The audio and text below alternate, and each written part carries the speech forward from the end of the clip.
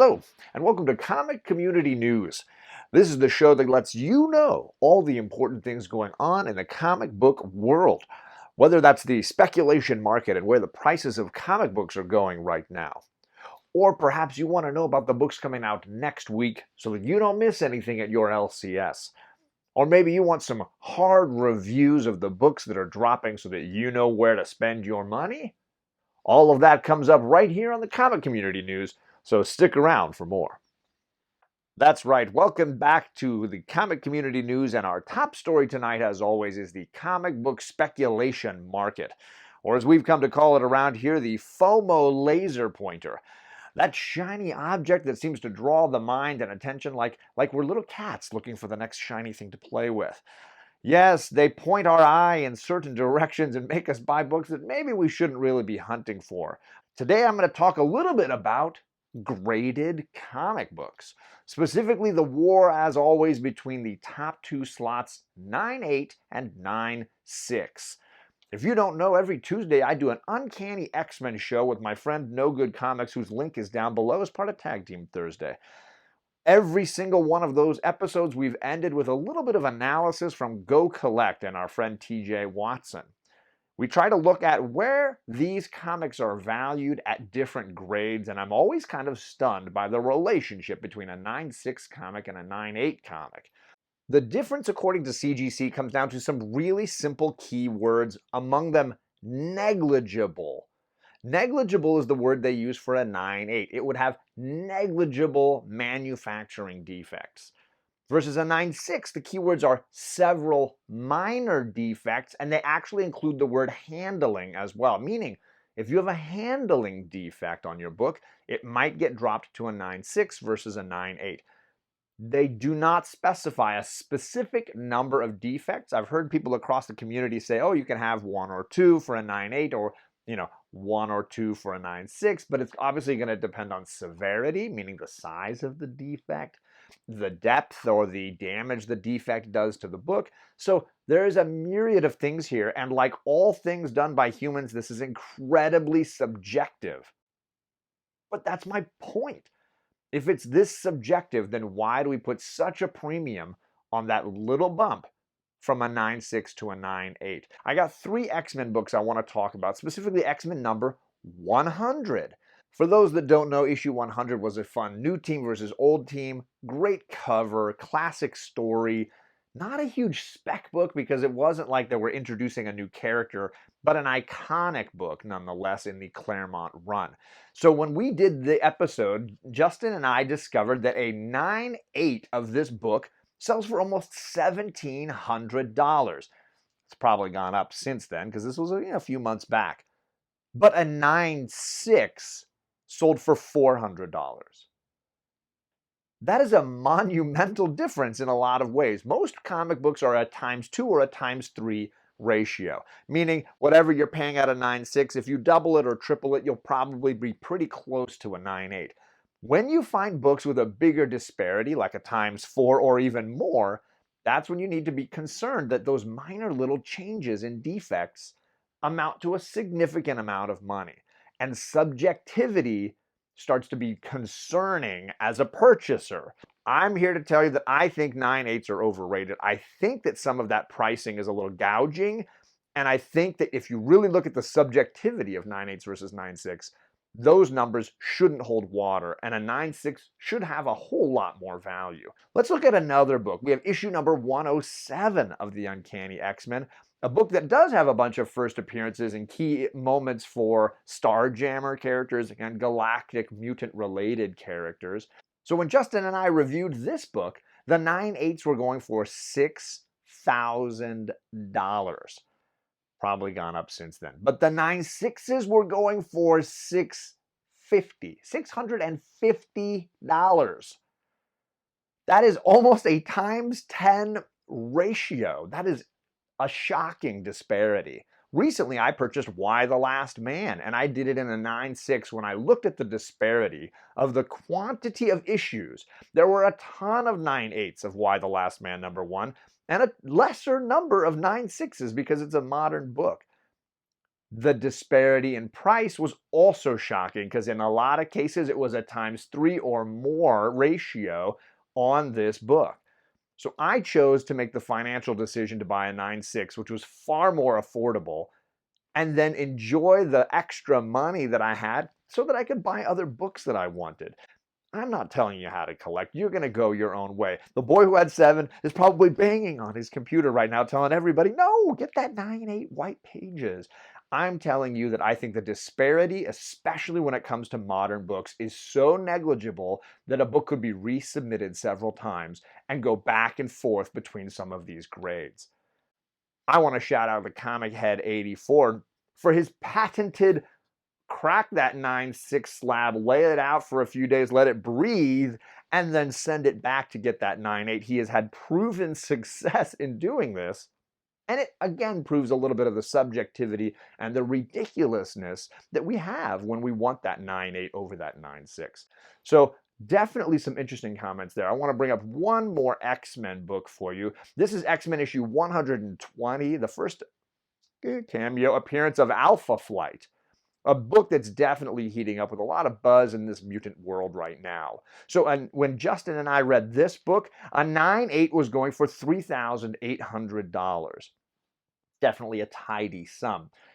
But a 9.6 was going for $800. We are nearly at a 4 to 5 times ratio difference again. These are massive price differences. I also want to highlight that a 9.4 of this book goes for $375. In fact, if you really wanted to hear why I'm wearing this White Whale Comics shirt today, I want to show you the prices for all 3 of the X-Men books up to now in a 9.4. First, we had issue 100, and a 9.4 goes for $325. Interesting. Let's look at issue 107, and a 9.4 goes for $325. Let's look at the last one, 120. What was it again? $375. These books are basically all the exact same price in a 9.4. What the heck, people?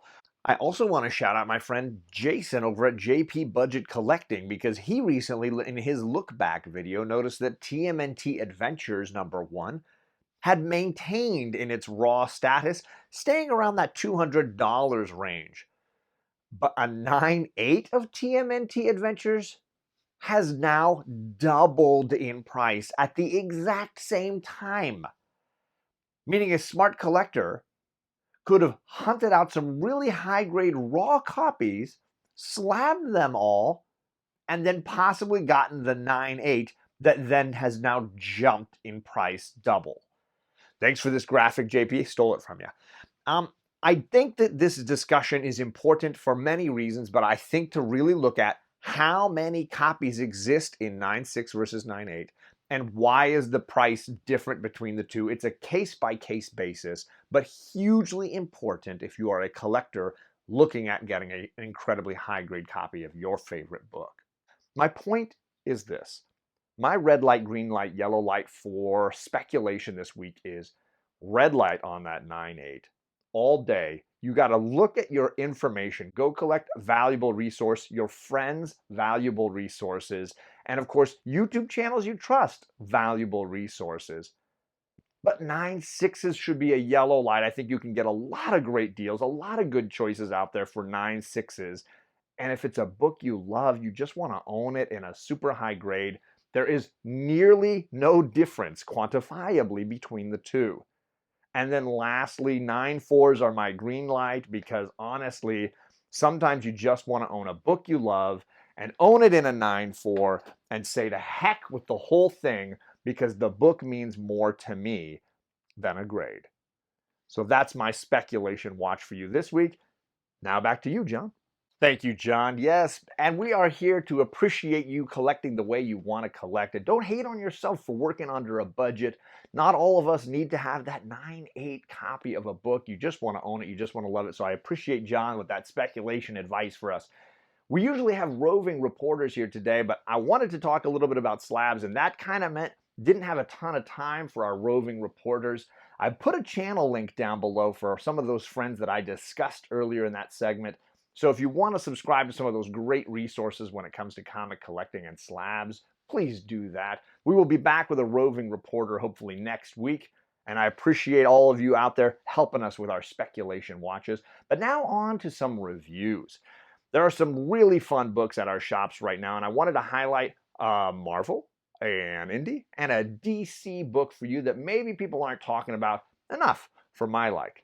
First up, that indie book for me is Die, issue 16. I saw some people hating on my Die here, and I understand maybe it's just for me, but this is a book that definitely requires multiple readings and taking your time to really get into it.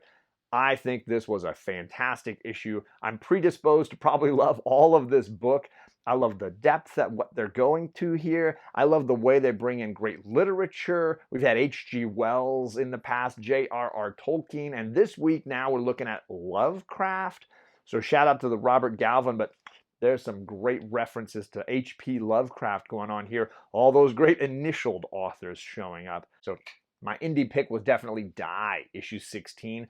From Marvel, I picked Marauders, issue 20, a very slow but well-paced issue dealing with Storm sort of moving on from being a member of the Marauders, looking back at her friends and her relationships with this crew that she's bonded with, and specifically everybody getting a chance to highlight what she's meant to them, and then bet on how many knives does Storm actually carry on her person. I thought this was a great issue. I'm biased, of course, to anything with Storm, and I thought they executed this story perfectly. And that leaves us with our Green Lantern book from DC. I know a lot of people hated Green Lantern issue 1, and I don't blame them. I thought it was slow, a little uneven, and did not hit the characters the way I wanted.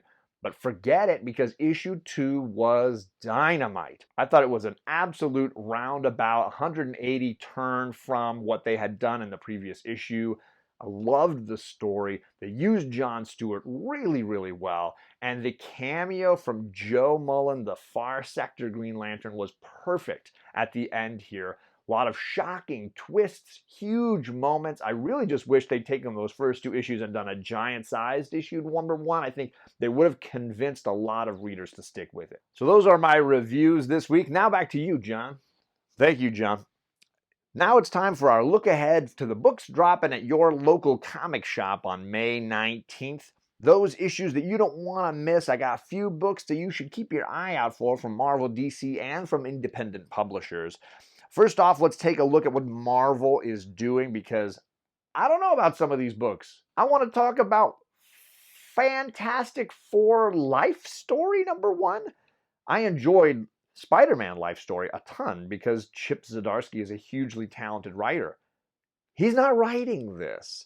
So be aware that the quality could drop off significantly if you're not a fan. I can't stress this enough. If it's not Chip Zdarsky, it's probably not for me, so I'm going to skip out on that. But my pick from Marvel is going to be Way of X number 2. Yes, this is an X-Men, all X-Men show. I loved issue number 1. I love the character of Nightcrawler, and I'm definitely all in to see what happens next now that they've introduced the villain Legion, Professor Xavier's son manipulating the island of Krakoa.